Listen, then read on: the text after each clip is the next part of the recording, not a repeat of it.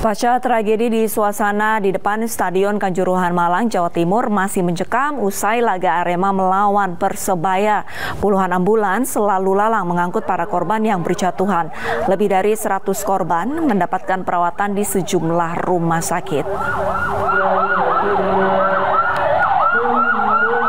Suasana di depan Stadion Kanjuruhan, Kabupaten Malang, Jawa Timur masih mencekam pemirsa.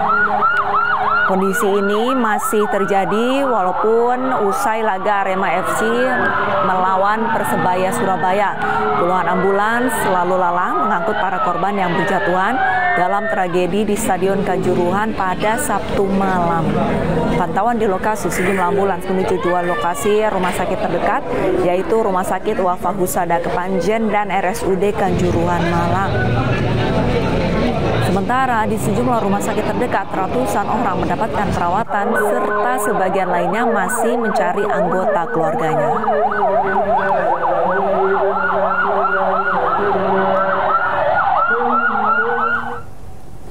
Sejumlah korban dari bentrokan antar Arema di Stadion Kanjuruhan langsung dibawa ke Rumah Sakit Wafa Husada Malang. Mirisnya pemirsa, di antara puluhan bahkan ratusan korban terdapat remaja putra dan remaja putri.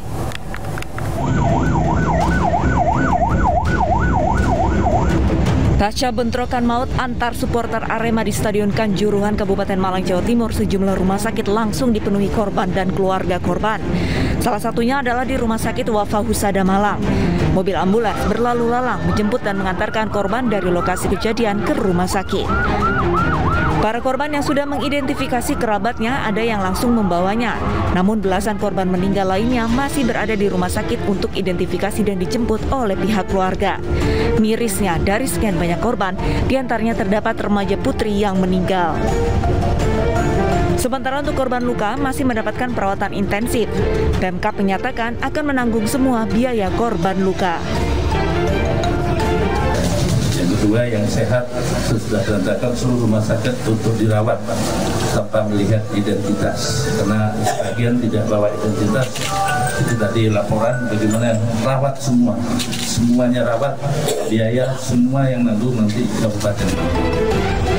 Data sementara korban meninggal sudah menyentuh 140 orang. Hingga kini petugas masih mendata total keseluruhan korban luka dan meninggal. Dari Malang, Jawa Timur, Saif Hajarani dan Denny Irwansyah, Ainis melaporkan. Pemirsa, berikut kami hadirkan data sementara jumlah korban pasca kerusuhan di Stadion Kanjuruhan, Malang, Jawa Timur.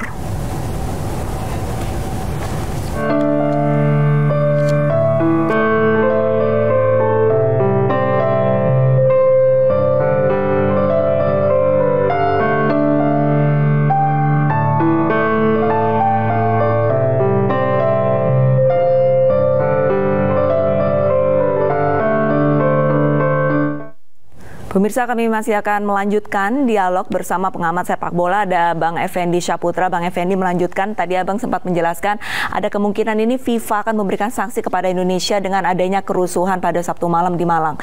Kira-kira kemungkinan besar sanksinya berupa apa, Bang? Ya, FIFA, AFC ini kan mereka sangat memandang HAM dan kemanusiaan itu ada di level tertinggi daripada pertandingan sepak bola itu sendiri. Oke. Jadi hampir pasti kita akan dapat hukuman lah, apakah itu ban atau semacam sanksi dari FIFA.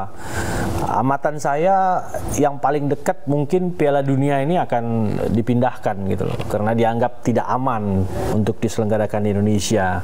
Yang paling parah mungkin kita akan di-ban sepak bola kita, artinya mungkin timnas kita tidak bisa keluar, klub-klub kita tidak akan diundang untuk bermain di Liga Champions dan Piala AFC. Timnas kita tidak akan diundang ikut Piala Asia, yang mana kita udah lolos Piala Asia. Oke. Berpotensi kita nggak bisa ikut Piala Asia karena di-ban, karena itu agenda FIFA. Tapi kalau yang pertandingan-pertandingan non agenda FIFA mungkin bisa diselenggarakan. Dan yang paling miris yang mungkin terjadi adalah liga kita dihentikan gitu. Itu paling fatal.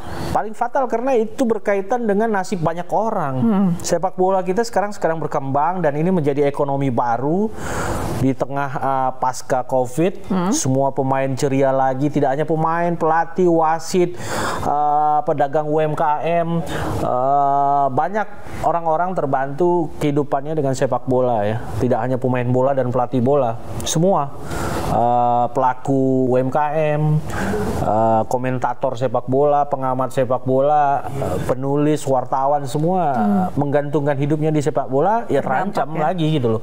Apa yang terjadi pada kita tahun 2015 sampai 2016 akan terjadi lagi. Dan kita tahu sepak bola adalah olahraga yang paling digemari di Indonesia, dan akan terasa sepi sekali Indonesia tanpa sepak bola karena kena ban oleh FIFA.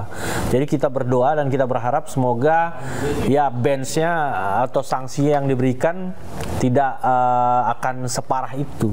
Tentu FIFA juga akan melihat bentuk pertanggungjawaban dari kejadian ini. Ini kan bukan bencana alam. Ini tragedi yang terjadi karena kelalaian. Sehingga siapa yang menjadi penanggung jawab dari kelalaian ini? Baik. Harus mundur, harus siap mundur. Bahkan kalau kita menganggap negara kita masih memiliki moral, kalau saya jadi ketua umum PSSI, saya akan mundur hari ini juga.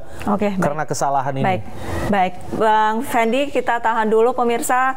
Kami sudah terhubung bersama rekan kami Robi di RSUD Kanjuruhan untuk memantau kondisi terkini di Rumah Sakit Umum Daerah Kanjuruhan. Selamat pagi, Robi.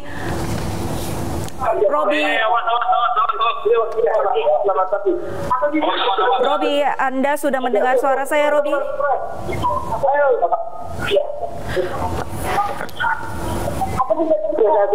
Robi, bagaimana situasi terkini di sana, Robi? Apakah semua korban sudah teridentifikasi?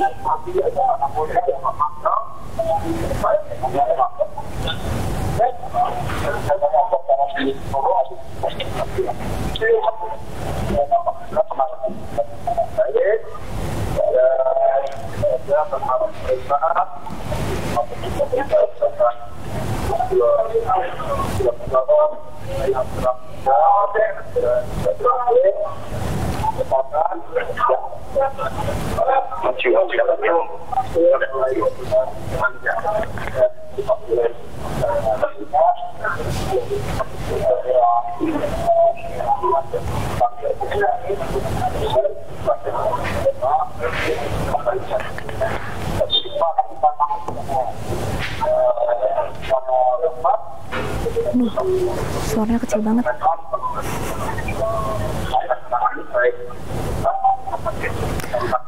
PSSI sekarang siapa, Bang? Oh iya. Dia polisi juga masalahnya. Masa nggak bisa ganti spasial ini? Udah polisi.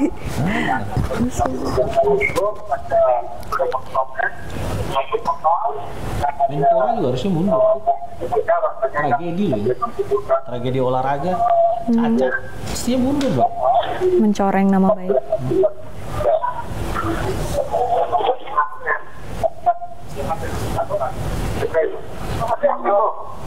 Nggak kedengeran.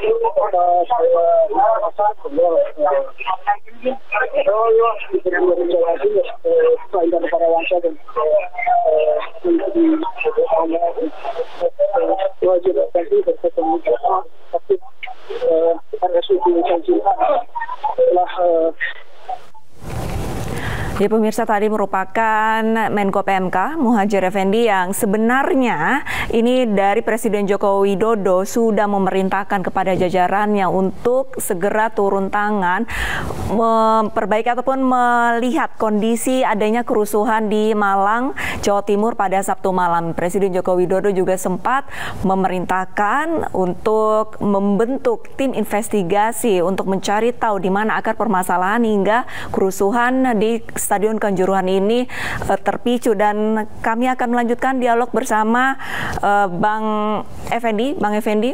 Yep. Tadi Abang sempat menyampaikan dengan adanya kerusuhan ini sebenarnya seharusnya ada yang bertanggung jawab. Tadi juga Abang sempat menyampaikan jika Abang yang menjadi Ketua Umum PSSI, Abang akan mengundurkan diri. Selain Ketua PSSI, menurut Abang siapakah yang harus bertanggung jawab dan mundur? Iya. Sekali lagi saya sampaikan tadi bahwa kejadian ini bukan bencana alam. Ya. Kejadian ini bukan tiba-tiba terjadi. Ini adalah kelalaian yang mengakibatkan terjadinya tragedi. Maka tadi saya bilang kalau saya hari ini Ketua Umum PSSI sebagai orang yang bermoral dan beradab, saya anggap ini kegagalan saya. Pasti saya akan mundur per hari ini sebagai Ketua Umum PSSI karena saya gagal menjaga sepak bola sehingga muncul tragedi ini. Kemudian tentunya ini kan bisa dilacak. Apa kelalaian siapa yang mengambil keputusan-keputusan sehingga terjadi hal seperti ini? Tentu dalam hal ini pihak pengamanan. Nah, pertanggungjawabannya sampai di tingkat mana? FIFA, AFC, bahkan masyarakat juga kan pengen ngelihat siapa yang paling bertanggung jawabnya. Apakah Kapolresnya, apakah Kapoldanya, atau bahkan Kapolrinya. Kalau memang ada yang melakukan kelalaian, ya dengan secara gentleman ya harus mundur dong, karena sudah menciptakan tragedi seperti ini. Begitu juga dengan Menpora tadi ya, saya lihat seperti tidak memahami juga masalah kenapa bisa muncul dia juga. Artinya saya juga melihat ini tragedi olahraga terbesar yang terjadi di Indonesia. Maka kalau di luar negeri sana, di negara-negara maju sana, menteri olahraga pun harus mundur dengan adanya tragedi seperti ini. Ini pihak-pihak yang jelas-jelas aja yang bertanggung jawab ya. Bertanggung jawab terhadap federasi sepak bola kita, bertanggung jawab terhadap sistem olahraga kita, bertanggung jawab pada sistem pengamanan. Ini harus bertanggung jawab sehingga masyarakat bisa melihat pertanggungjawaban ini, dan FIFA, AFC juga bisa ngelihat oh benar-benar diselesaikan dengan baik ini. Ada pertanggungjawaban dari kelalaian yang sudah menimbulkan tragedi olahraga terbesar di Indonesia. Apa dampaknya jika pihak-pihak yang seharusnya bertanggung jawab ini tidak mundur, Bang? Ya nggak ini aja ya, nggak etis saja rasanya ya.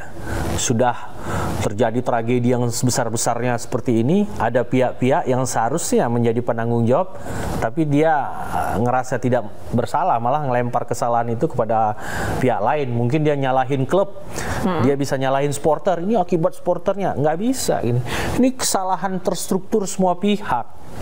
Berarti banyak pihak yang seharusnya turut bertanggung jawab. Bahkan saya lihat pemegang hak siarnya pun harus bertanggung jawab.